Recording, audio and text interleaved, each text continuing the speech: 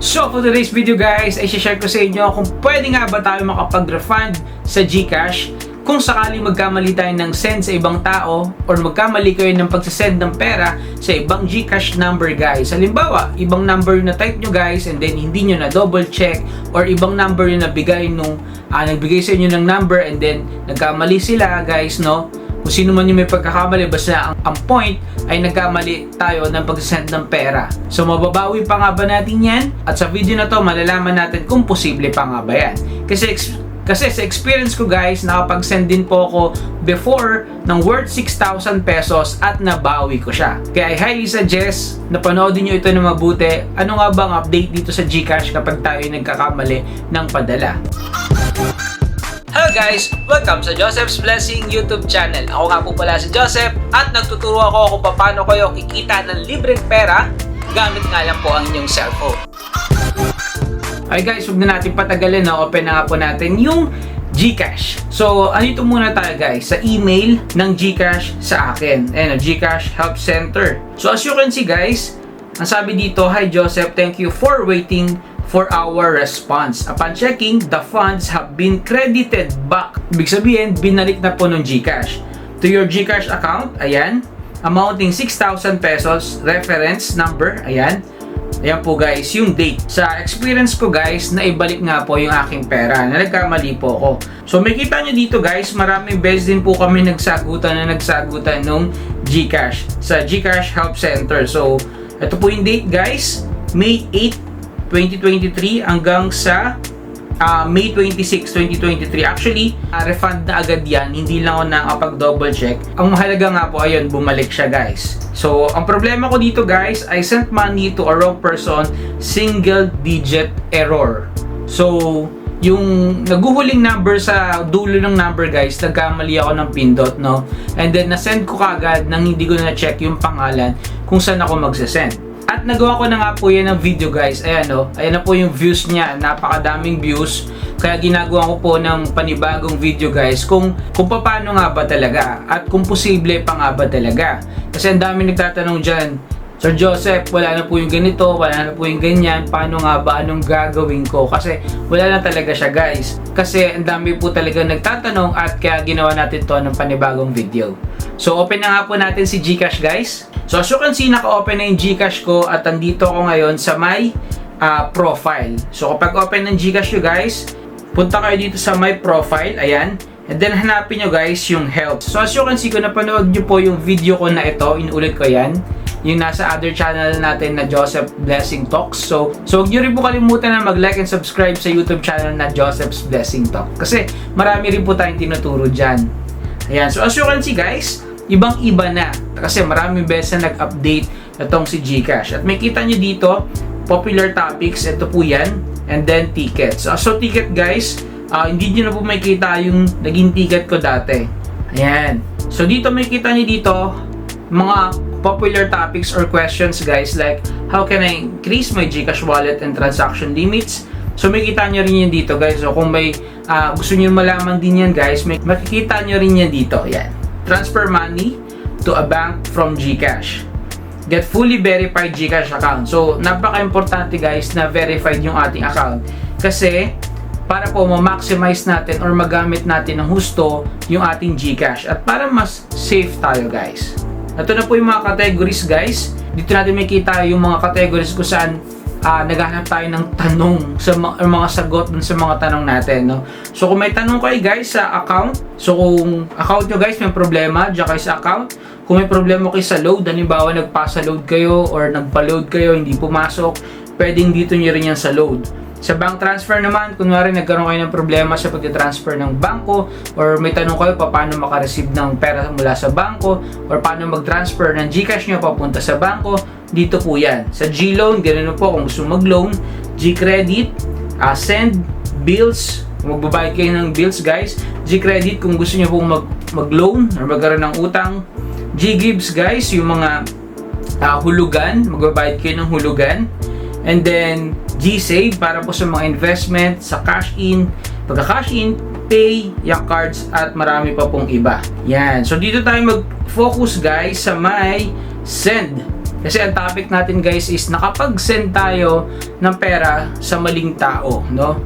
Masakit pag nagmahal ng ibang tao or ng maling tao. Pero mas masakit guys kapag yung pinaghirapan mong pera ay na-send mo sa maling tao.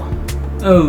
Ayan, so proceed tayo guys, paano nga ba ang dapat natin gawin or ano nga ba ang dapat natin gawin. So click nyo yung send guys. So send money to GCash account. So hindi yan yung ating pag-uusapan. Get help with send money. So click nyo yan guys. I didn't receive the money sent using send with a clip or send to many.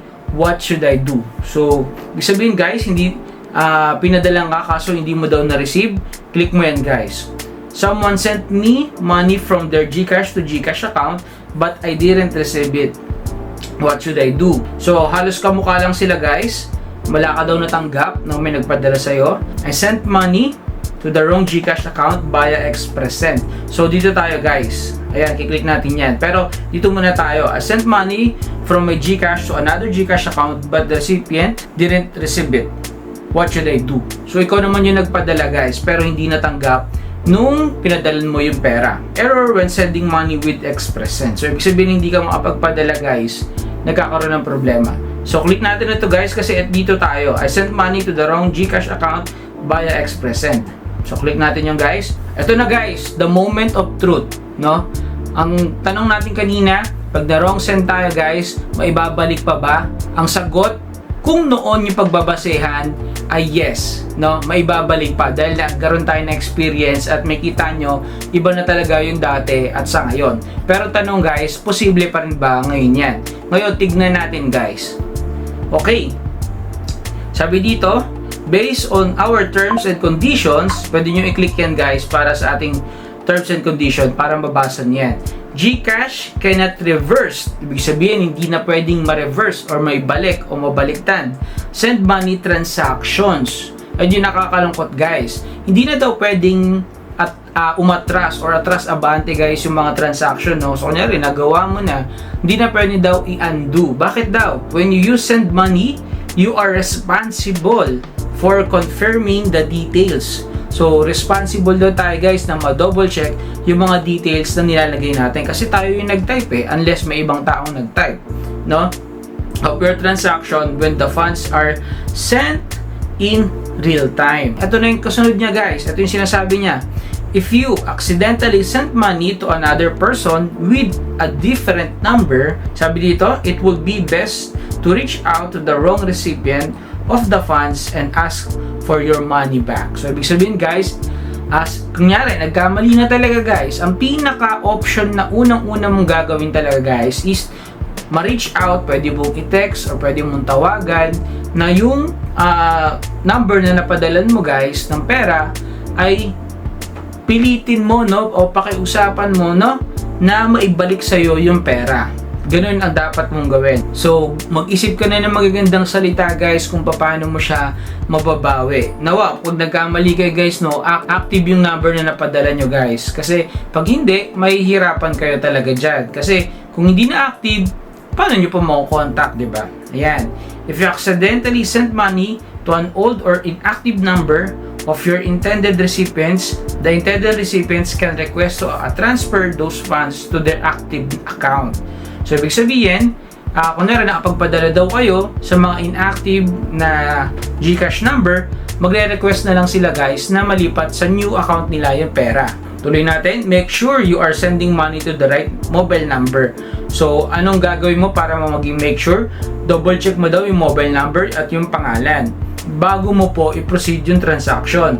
Or, much better guys, para hindi na kayo magta-type, send money via QR. Kasi mag-scan ka na lang guys Pwede mong i-upload yung QR na QR nila para sigurado tayo guys dyan. Sabi dito, update your contact list and select your recipient from your saved contact or favorites. So, ibig sabihin, hindi na kayo magta-type guys kasi doon na sa contact number guys, no, lalagay mo lang doon and then okay ka na lang ng okay. And then syempre, at the end, at syempre, bago nyo pa rin i-click yung okay or send, ay double check nyo pa rin kung tama yung number at yung name ng padadalahan nyo. So, ang sagot guys, kung posible ba talagang maibalik pa, Sa ngayon guys, ang update natin dyan ay hindi na. Nakakalungkot man guys, no? So kung nagkamali ka talaga sa padala, kung noon pwede, ngayon guys ay hindi na. No, hindi nagkaroon na sila ng update siguro dahil yan sa pag-iingat ng GCash guys para hindi magkaroon ng mga scams, no? Marami na nga nangyayaring ganun eh. Tapos nilagay nila yung feature niyan para po mas makaiwas pa tayo sa ganyan. Kaya